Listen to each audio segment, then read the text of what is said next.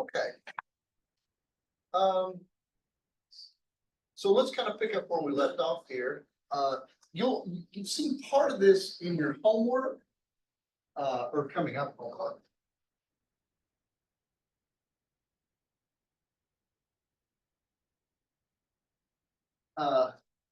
Let's suppose that A, B, and these families here are modules.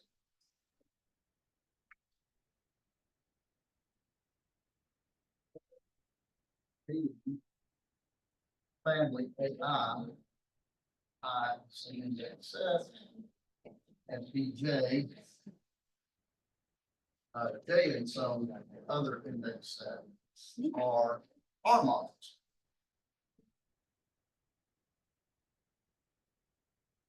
Then we have the following isomorphisms.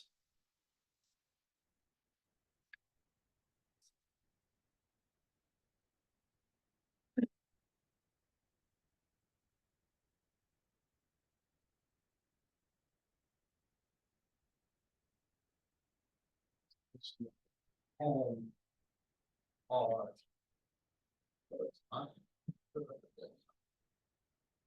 direct product home or AI. And for B, home are A direct product of BJ is isomorphic to the direct product.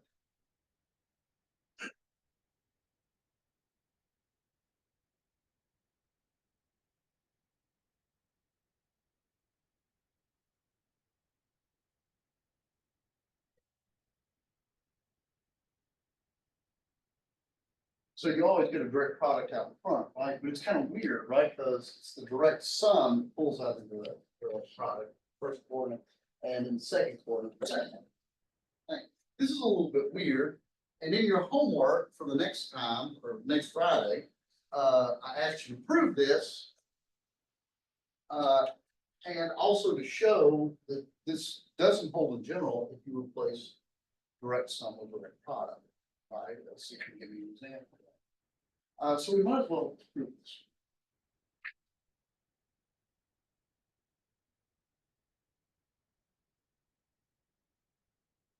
Let's see what we can do.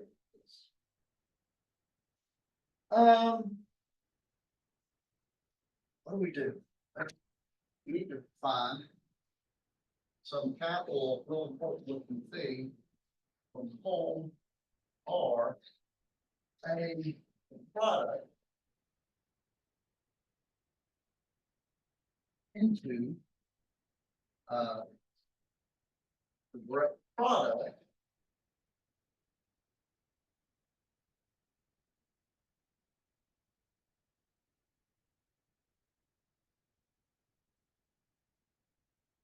okay. Well, so how should this work? Remember, it should be easy, right? So my input should be some F, right? Where F goes from A into the direct product of J.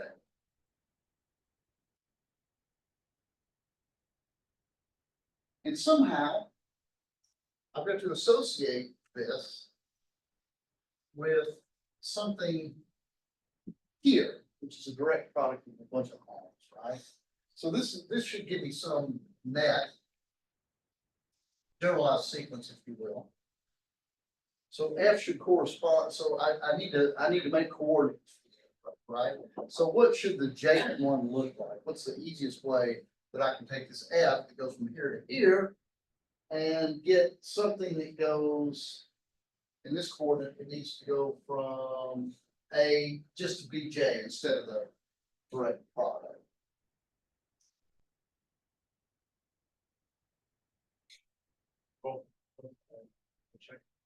Okay, good idea. Good idea. So if A, the direct product Bj. And then you've got pi j in the specific B. Maybe I should change that in case so I don't confuse myself. So, this should be do F and then do pi j. Well, remember, this is the projection that just reads the j coordinate of this and spits it out. Right? Everybody okay with it? This is going to be my homomorphism. I want to be capital Phi takes F, which is a homomorphism from A into direct product, and it should go to a sequence of homomorphisms. F.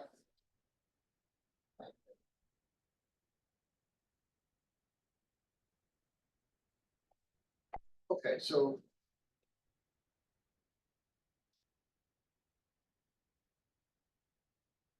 now seriously, folks, don't be shy. Anybody want me to prove that phi is an R-module homomorphism? Any votes on that? Are you comfortable with the R-module homomorphism part? Right, okay. The interesting part is 1 to 1 and on too.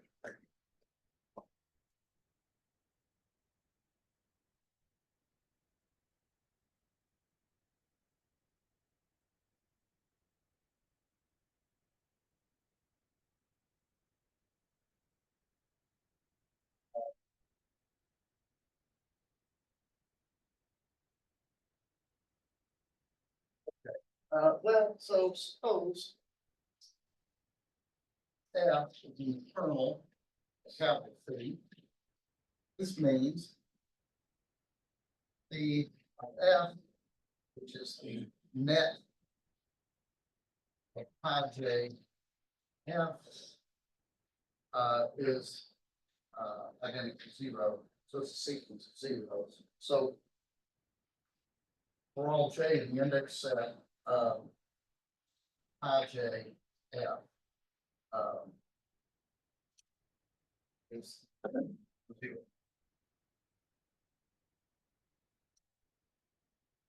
We need to conclude that F is back to 0.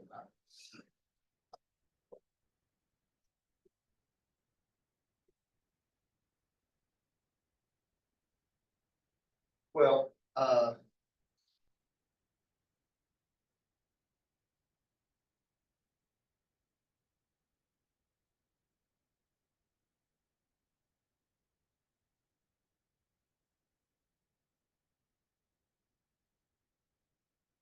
and for all j, right?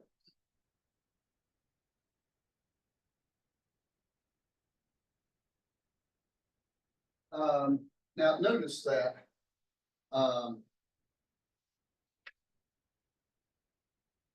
for all j,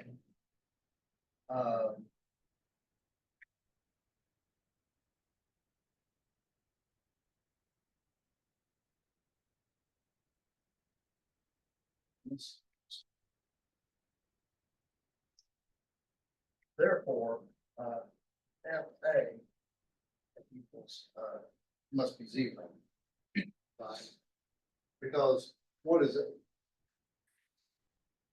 Well, so let me do that. Listen.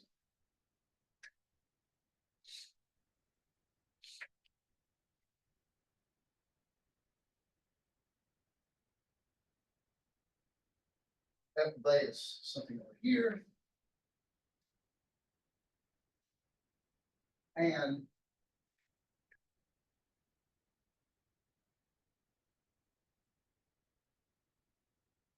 okay, then Bj equals 0 for j.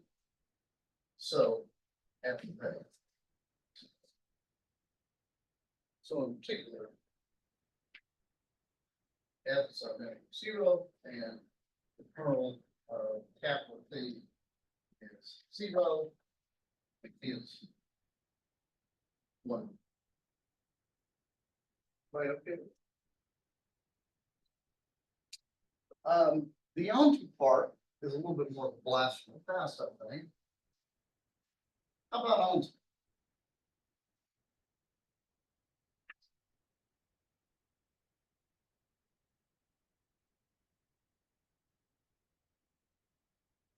Well,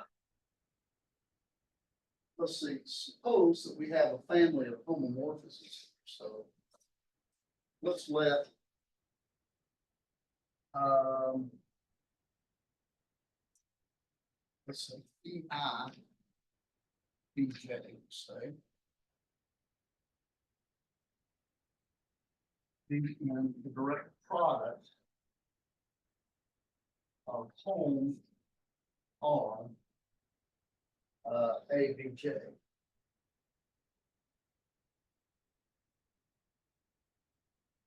Right. So in particular, what we have is A, and these PIs go, or PJ goes here.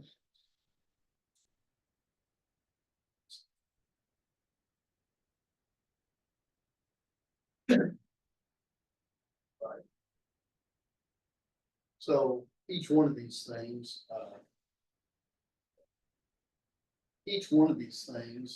goes from A to B, whatever the index is, right? And while I'm thinking about it,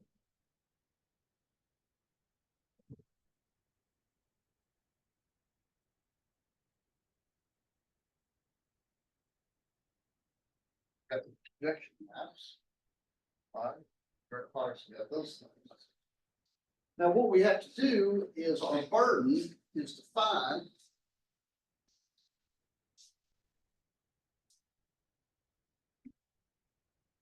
let's say F in home, sorry, yes, home R A, the direct product be J,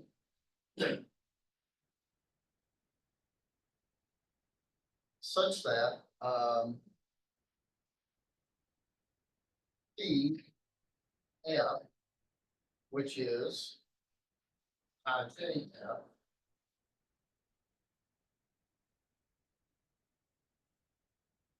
is equal to phi.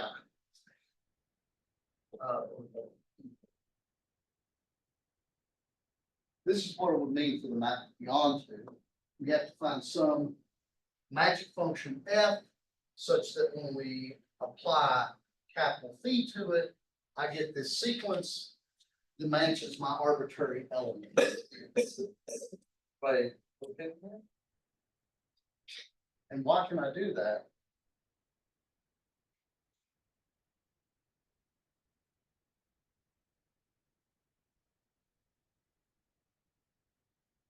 And this is bigger than Kelvin line mixture, baby. This is the direct product. And y'all remember the setup for the universal mapping property of the direct product? If I have family of homomorphisms from A into BK, I've got the projection maps, what do I get? That's right. I get F here, makes it up here. There exists F such that F, well, K first is equal to, such that F then back A. And this is exactly what I'm doing.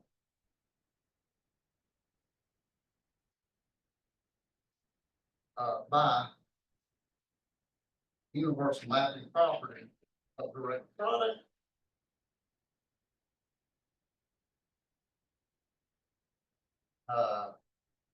Our F is what I agree.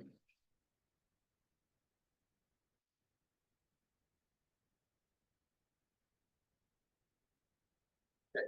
Any questions on that? Questions? So that's kind of cool because we went back and used universal mapping property of the derivative.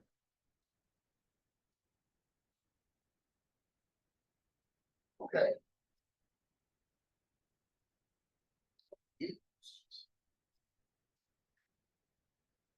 Okay, now this one really is, it seems like I ask you this kind of thing all the time.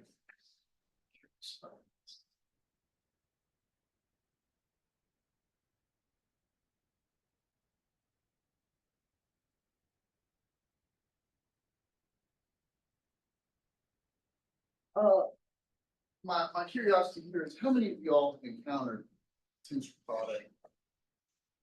Okay, yeah, I am curious. Where did you see it? Physics. Matrix and that. Oh, did you? Oh, what was the course? Was it 8530? That one? Okay. What did they do? Did they tensor over vector spaces?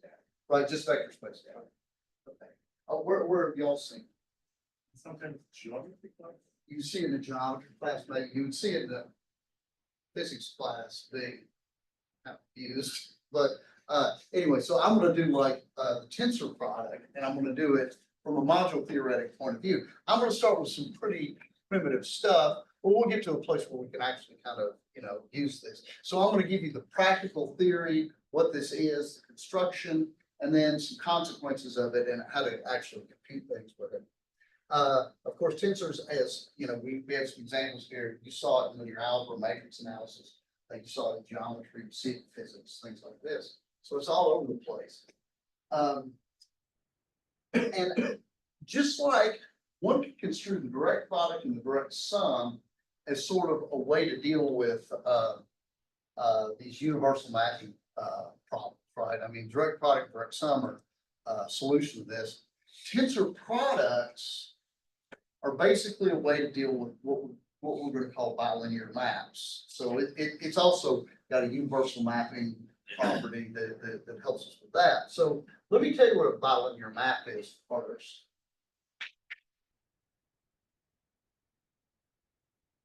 Every time I explain this, I feel like I'm in Calc 3 because that's kind of what it is. By the way, you can do this tensor product over non-commutative rings, and then you have to worry about, I'm going to tensor a left module with a right module, or maybe they have to be bound modules and all that. I'm going to forget that crap. Let's just do commutative rings for the love of my sanity. Let's let A, B, and C be R modules.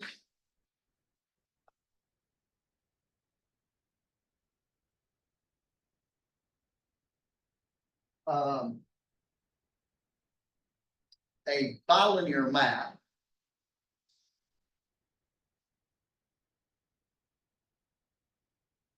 capital F from A cross B to C is a function that satisfies for all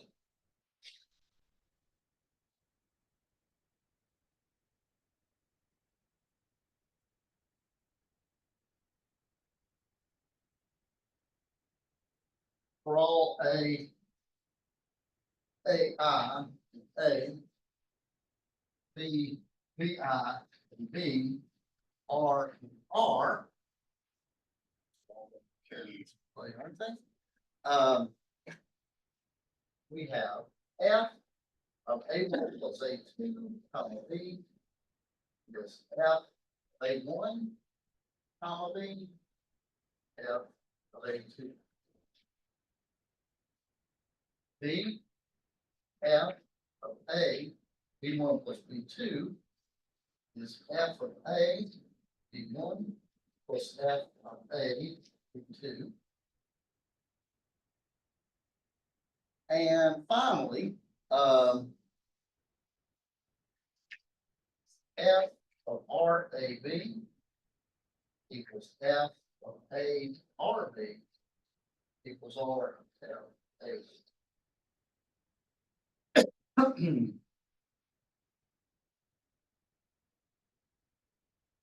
Okay, so what is a loop then? And why do I think about Calc 3? Because this reminds me of partial derivatives, right? What does this really mean? If you look at property A and C, this means that if you freeze the second variable, you just leave V constant. Then in the first coordinate, what you've got going on is an R module homomorphism. So for every time you freeze B, then you've got an R module homomorphism in the first coordinate. If you freeze the first coordinate, you have an R module homomorphism in the second coordinate. And these two give the ability group part, and here's the R module part. You can, and of course, you can see the problem here with this one, if the ring is not commutative, you know, or you need these pi modules.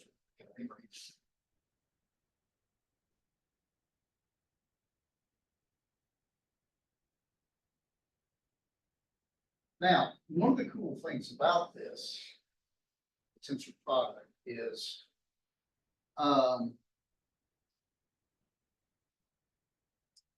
what the tensor product is going to do. So here's kind of my spoiler a little bit. The tensor product is basically what it does is it magically turns in bilinear maps into R module homomorphisms.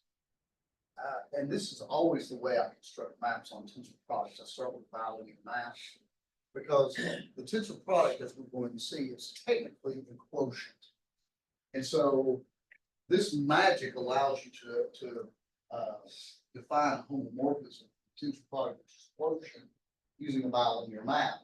And the theorem I'm going to give you does the heavy lifting, because if you had to define a homomorphism from a tensor product somewhere, and you did it from scratch every time, you've got problems. And the reason is because, as I will show you, the tensor product is a quotient. So day one problem is well defined in this, right? So let me show you how to define the tensor product. And we're going to keep bilinear maps in mind, and you'll see that the tensor product is basically set up to deal with these things. Definition.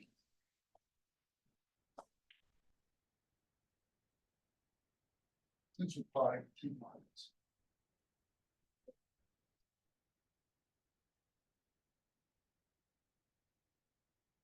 Yeah. 6, 8, 2. Let's let A and B be R modules and F be a free of right. Let A be R modules. And F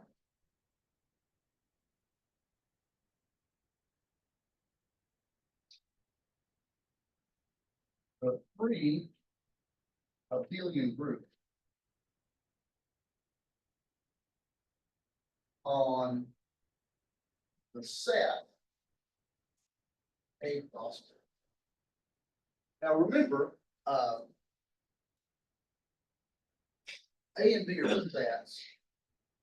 Just these are modules, yes. Let's forget that for a moment. There's a set.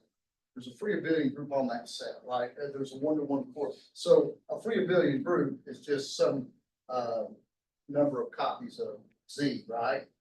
And the number of copies of Z correspond in one-to-one correspondence to the elements of A cross B.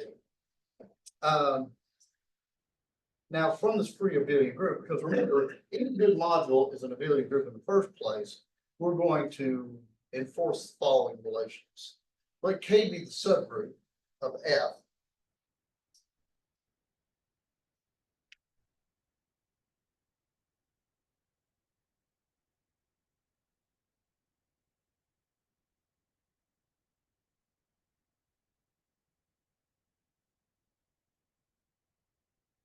Elements of the form, I should say.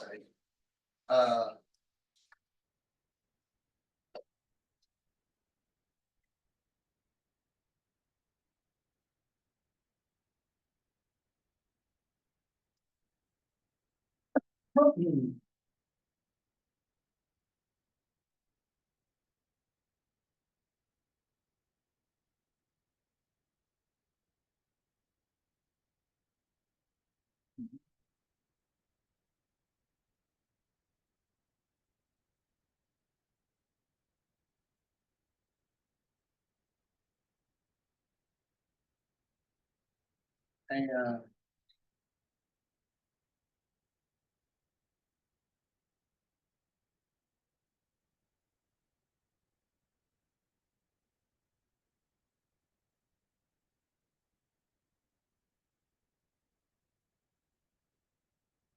And to make it clear in my notation, I hope where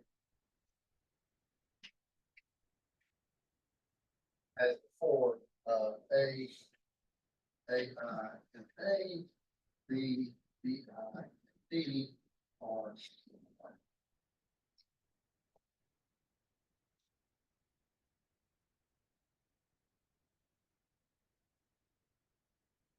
quotient.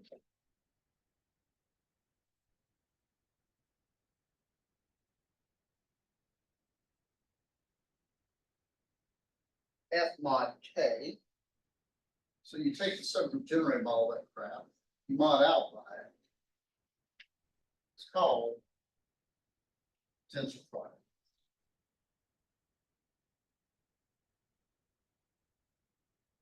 Of A and B. And it's written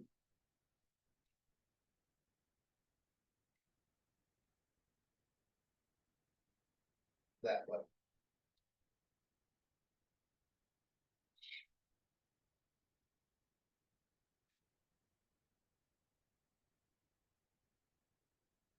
Okay, so let me make some remarks here. These kind of look familiar, don't they? See how this is kind of mimicking what's happening in bilinear maps, right? See the similarity, right? Um,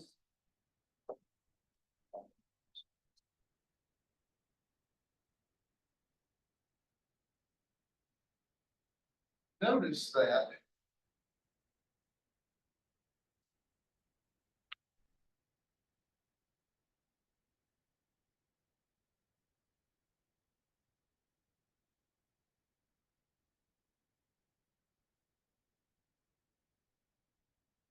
that this is an embedding group. Well, of course it is, because it's a pre-embedding group, modulo these relations that we force on it.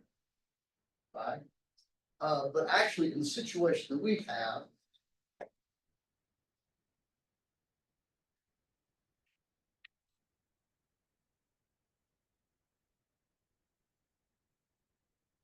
and is an R module.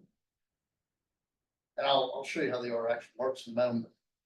Right? Although it might be sort of obvious to you all now. A coset of the form A, B, A. So here I'm writing this coset, this element of each product in its most primitive form, right?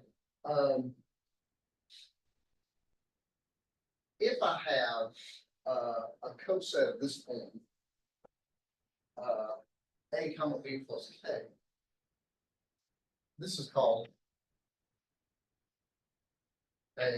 something like a single tensor. And is written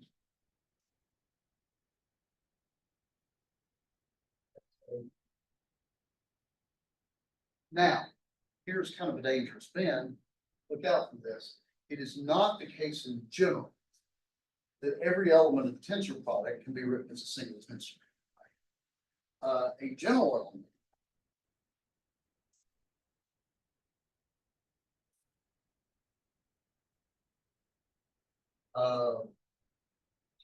which is of the form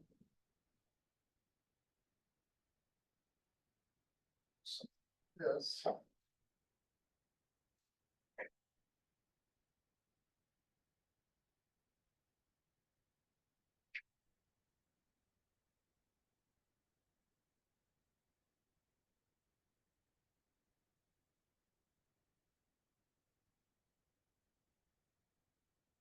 Problem with this product is not a single tensor necessarily, although in some of the examples we see that we can reduce to a single tensor. But in general, you expect it to be a sum of tensors. And how would you suppose the R action works?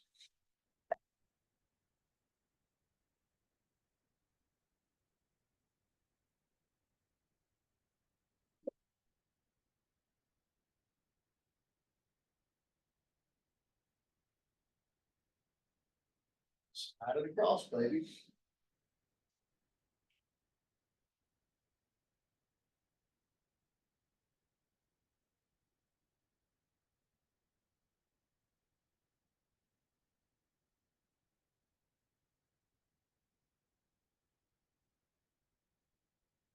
Of course, because of these last relations, this relation here, it doesn't matter which coordinates you use.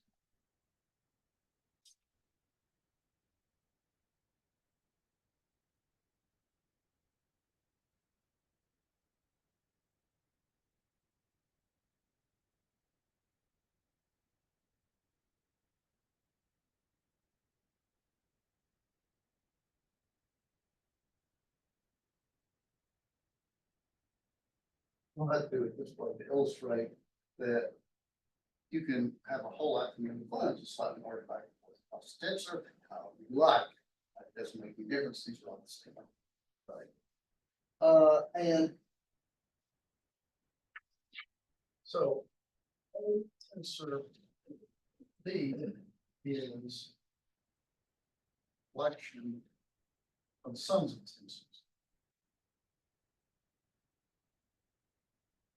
Some single tensors, subject to the relations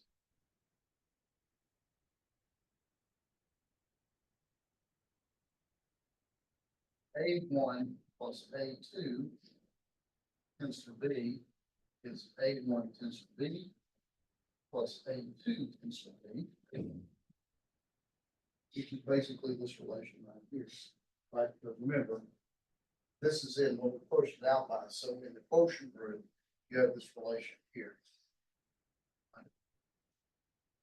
2, it's linear in the other variable.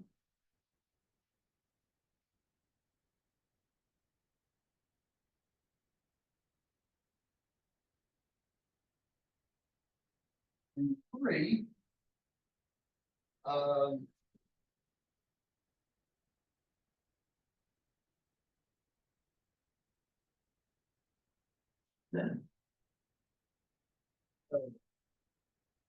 you can slide that R out in front or anywhere across the tensor.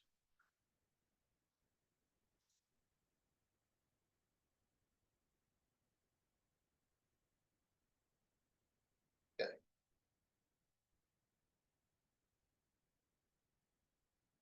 Any questions? Let me do some kind of computation examples. I think that's not gonna hurt anybody. Just kind of with some of this stuff here.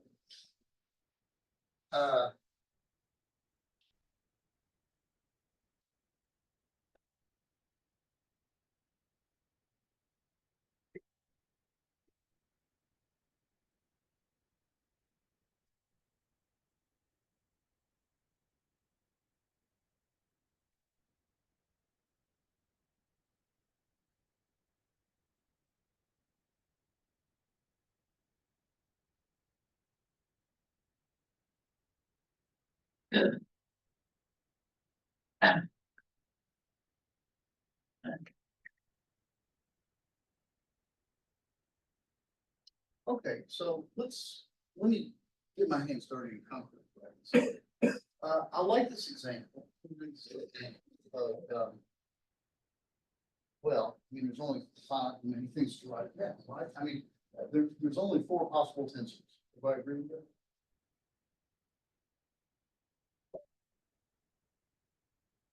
Zero, one, one, zero, zero, zero, one, one.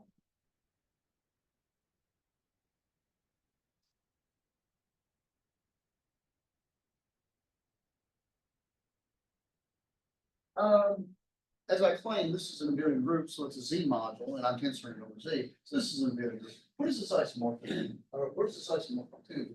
Invariant group. Oh, yes.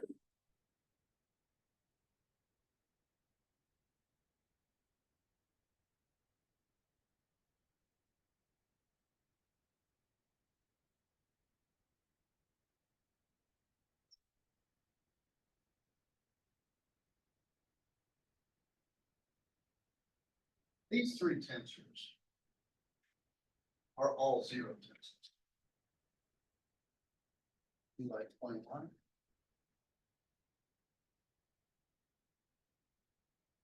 Well, after all, isn't this zero times one tensor one?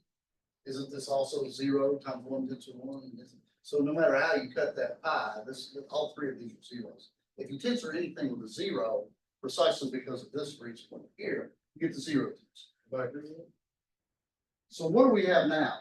This is an abelian group with less than or equal to two elements in it, right? So this is isomorphic too. So at this point, this is isomorphic to Z2 or zero. And it all hinges on whether this is the zero tensor. Right? And it is not. But given the construction, you might think, oh, I mean, it might not be clear. There might be some details to show. I'm not going to bother to show it to you.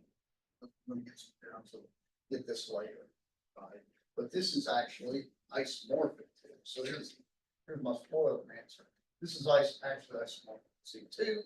We knew it had to be zero or Z2, but we'll see later why it's Z2.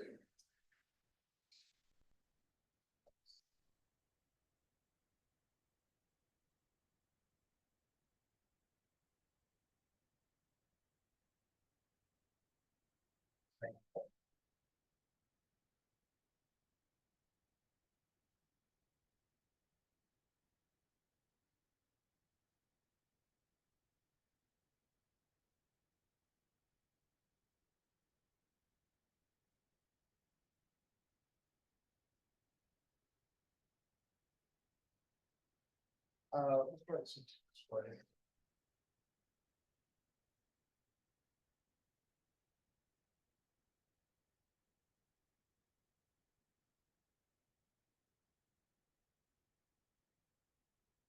Just so I distinguish between Z2 and Z3. Well, again, there's only 6 possible tensors here.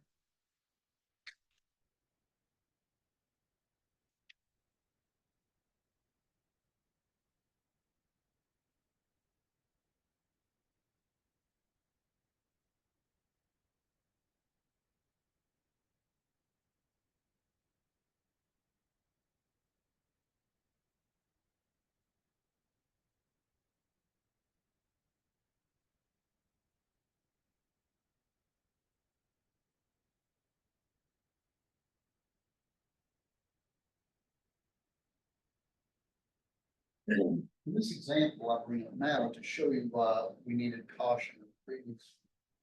Okay, how many of those are zero for sure? I agree, 4 of them are.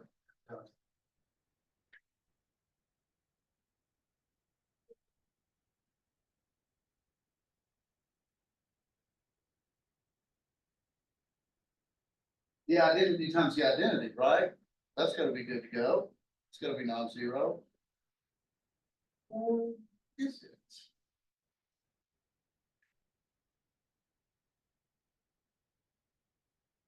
I'm gonna make you angry, just because that's the way I roll.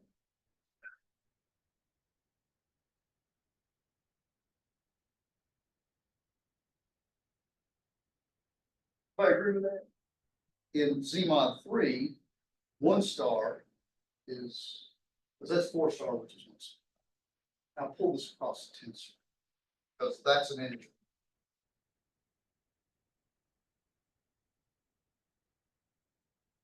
But in Z2, 2 times 1, 0 R.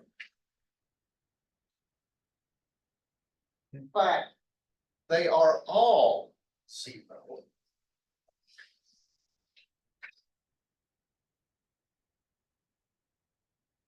So this is actually 0. So perhaps this example shows that maybe it's not 100% lucid that this is not the 0. It's not.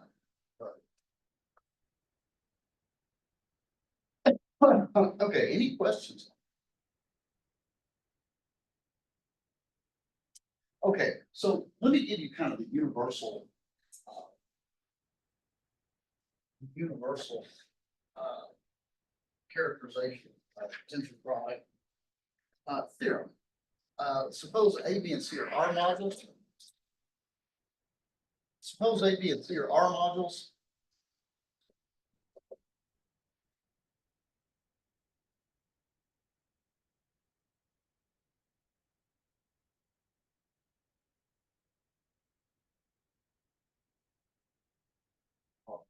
R modules. B from A cross B and C by linear map.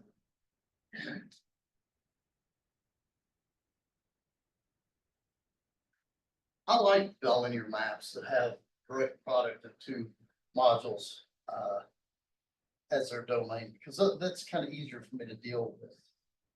Then there exists a unique R module.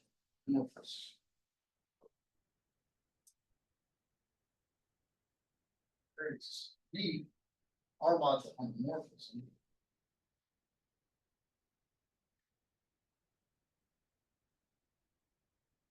Say G bar, it goes from the tensor product of A and B.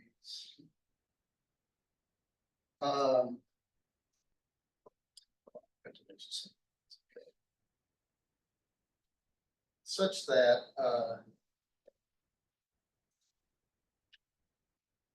G bar iota G square iota from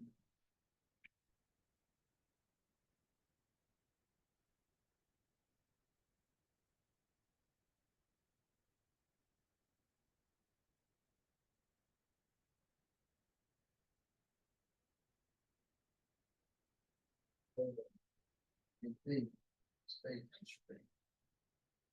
is canonical bilinear map.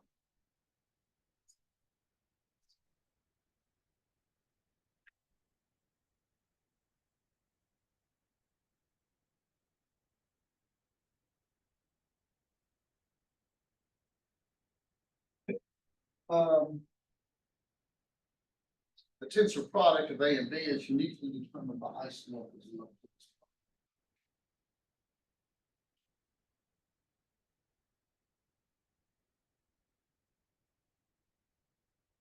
So again, it's a solution to a mapping problem.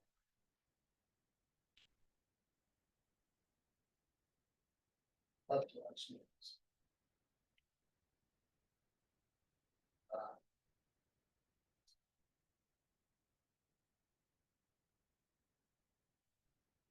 So let me draw you my traditional diagram here.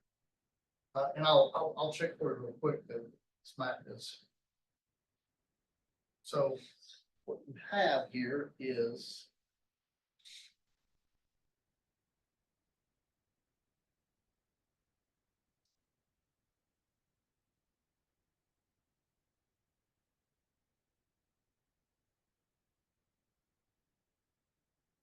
so this is just some bilinear map, right? Which is cool. I mean, bilinear maps in my book are easier to understand. Here's iota. Here's the tensor product. What this theorem says basically is you can lift this bilinear map and kind of turn it into an R module homomorphism such that iota G is equal to G. And the way this works, and this is really kind of strong, right? Because the way this works is the ordered pair AB goes to A tensor. And it goes somewhere up here. This diagram must commute. You're saying a lot saying you can lift it to this because in general, the elements of A tensor B are pretty complicated in the sense that there's sums of tensors, where really this thing is determined just by the tensors themselves, right? And we'll see why that works. Let me make a little mark just for the sake of completeness. Note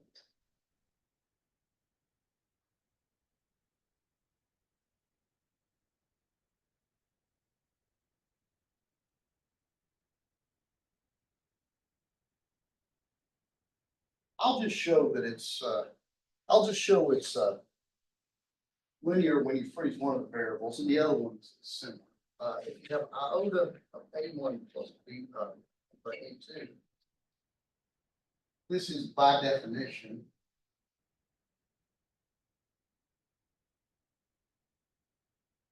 and of course, by the relations that we have on the tension product, this is A1 tensor B plus A2 tensor B,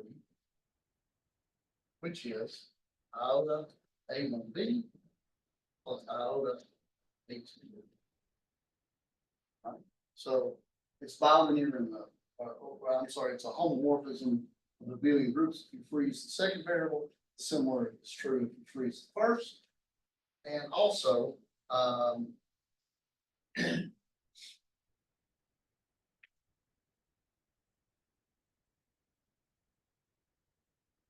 iota of R A B, well, this is equal to, right.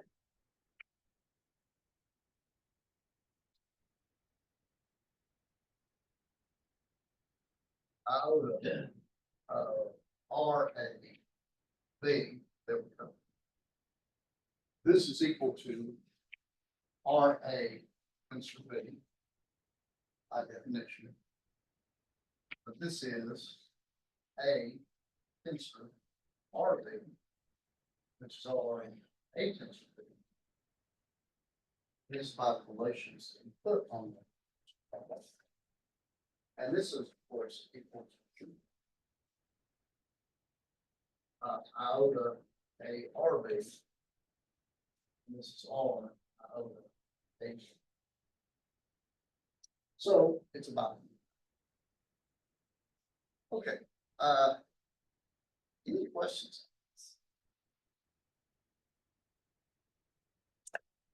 Before, I think I'm gonna.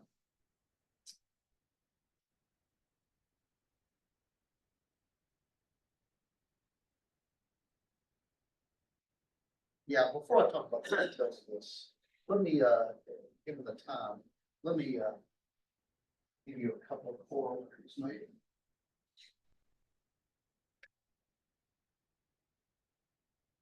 So here is one corollary, corollary 684.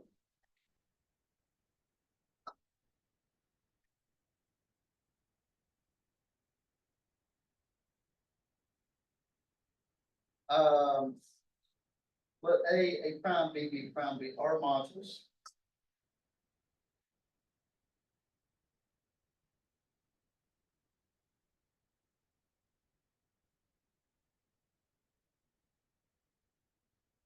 And we have a couple of R module homomorphisms here. F from A to A prime, G from B to B prime.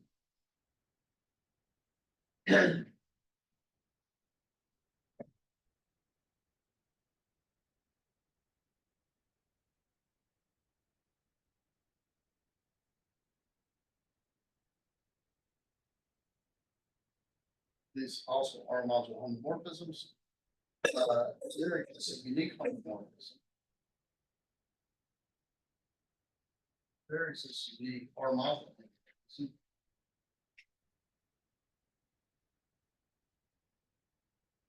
We will say, and we write it this way, A tensor B to a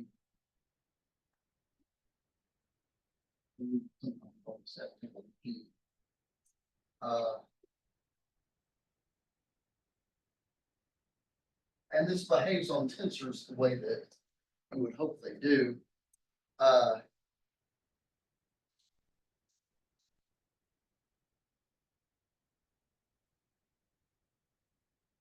All A and A, B, B, F tensor G, A tensor B equals F of A tensor.